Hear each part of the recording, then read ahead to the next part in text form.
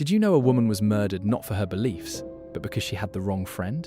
In 415 AD, Hypatia was the most respected mind in Alexandria, mathematician, philosopher. She advised Orestes, the Roman governor of the city, and he actually listened to her. That was the problem. Bishop Cyril wanted control of Alexandria, but Orestes kept pushing back, and Hypatia kept advising him to hold firm. To Cyril, she wasn't a scholar. She was an obstacle.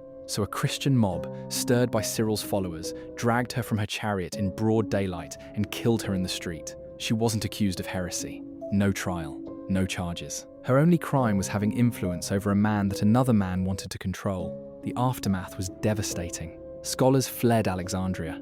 The intellectual community that had survived for centuries began to collapse. The very exodus people blame on her death was caused by it. One woman's murder didn't just end her life, it helped end an era.